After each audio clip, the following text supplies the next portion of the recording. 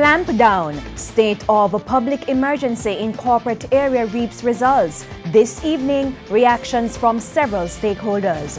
Good evening and welcome to Primetime News on air and online at onespotmedia.com. I'm Andrea Chisholm. Also this evening, will the new state of public emergency add to the traffic nightmare in the corporate area?